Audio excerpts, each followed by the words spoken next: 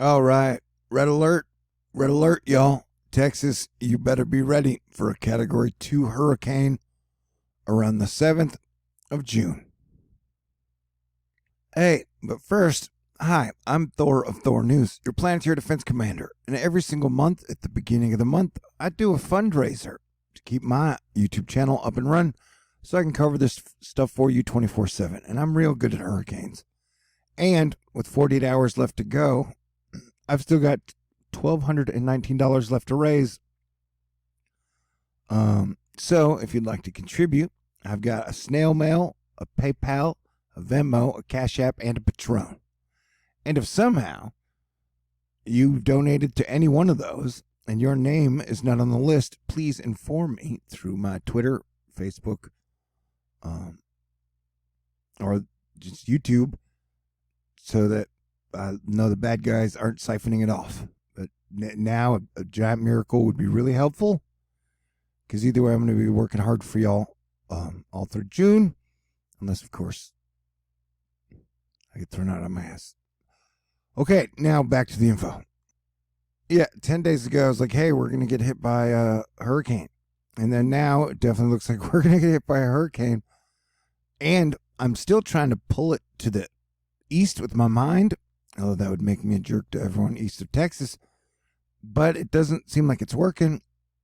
And I got to go with, this is the latest 00Z King Euro model, and it shows the CAG gyro that is spinning around, ejecting into the Gulf, and then hitting the high pressure and moving into Texas. And this is what I'm going to tell you why I think my fellow Texans need to really prepare for this to be a realistic scenario.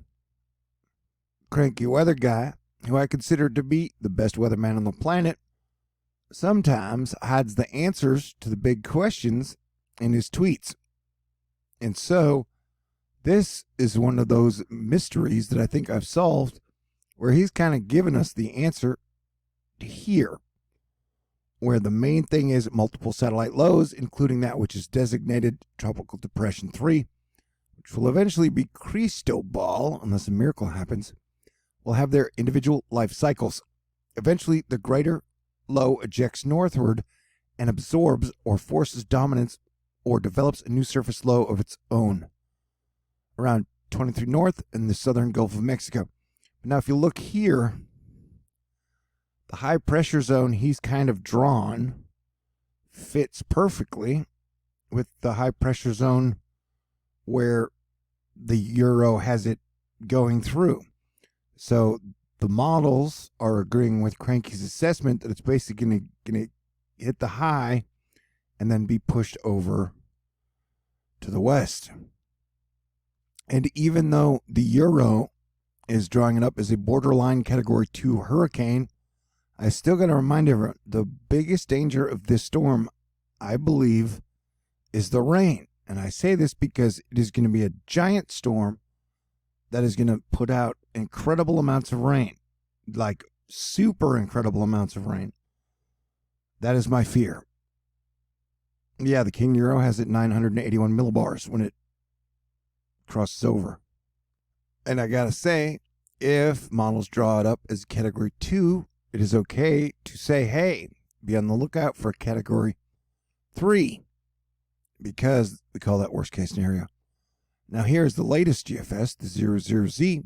It has it as pretty much a Category 1 hurricane, where the low part heads towards Texas and the rain heads to Florida, which is really weird.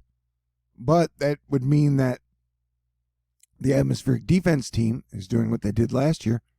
They separate the heavier rain from the low, which keeps it from forming into something super major. And then what we see here is Hurricane Dolly, or I guess here it's a tropical storm, going souther and hitting Florida.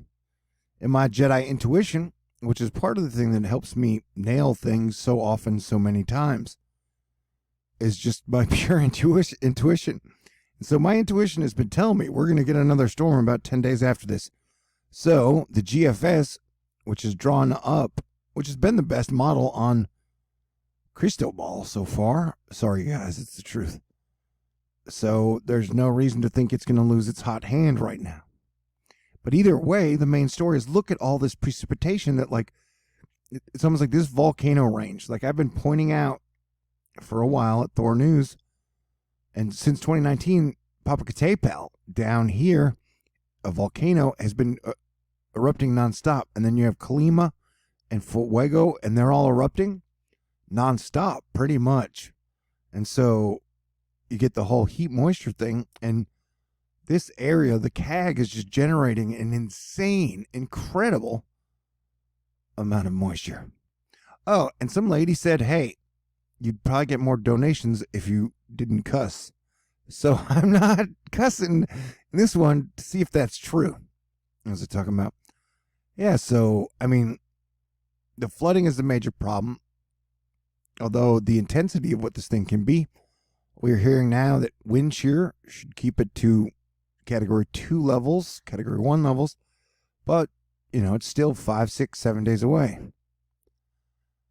But yeah, it's an overall situation. It's so strange that we went from like 100,000 people dead from the pandemic straight into riots. And then we're going to, in a week, go straight into, oh my God, here come the hurricanes and the floods. Man, 2020. And now you got me thinking about the mother of dragons. The CMC's got it as a major massive storm that pretty much crosses land as a Cat 1 hurricane. On the 8th, it goes into Louisiana. The NavGem has it crossing Louisiana-Alabama border. On the 7th, as a strong Category 1.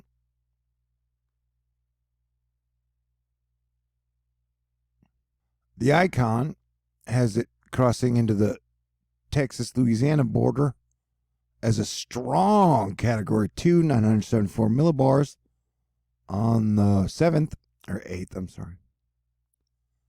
And then it has a buzzsaw over into Texas. And that would be around that high that Cranky was talking about.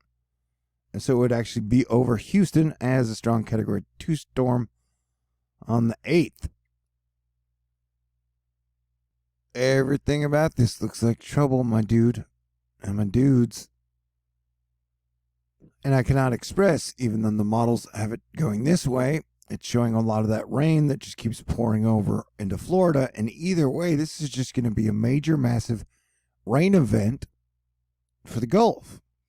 And I think when we look at June is going to be a jaw-dropping WTF. It may be the equivalent of 100,000. I'm just saying, we weren't expecting 100,000 dead people from COVID at the start of 2020. We weren't expecting a bunch of cities to be on fire at the end of May. And I don't think people are expecting the flooding problems we could be seeing in the Gulf from the CAG just pouring out all that moisture. And so these are yellow, like the yellow here is over 15 inches of rain. And then over here would be over 10. I mean, remember, this is supposed to be getting hit. We're going to have to watch as it will change. But, dude, all the signs are looking pretty bad. So get ready for this. And so this is the GFS estimation of that run. And even though Texas is the one that gets hit with the hurricane, all the moisture heads up in Destin, Miramar, Tallahassee, Crystal River. And so, but it would still be a lot of rain just for the whole Gulf, man. And we still got like 5 or 6 days before this thing gets here. But just look at this problem. This is water vapor. And that the damage and destruction and devastation that's happening here and will happen here over 2 weeks is just out of the it's horrific. You just watch as it keeps expanding. Something big is going to happen here, and I fear along the coast, whether it be an earthquake in the Gulf or along this chain, a big volcano eruption, massive out of here. I don't know. I got a real bad feeling, man. But this is precipitable water, and this is the thing. If I gotta watch one thing to try and figure it out, this is the thing. And pink is just incredible amount of rain. And so there's an incredible amount of pink here.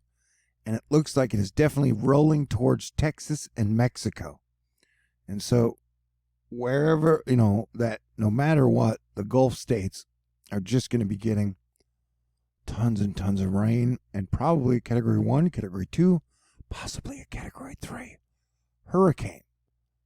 Now, so we're going to have to go back to our unfortunate initial estimate, and that is to trust Cranky Weather Guy until we have a reason to not, and believe that this thing will probably get pushed somewhere into Texas about here.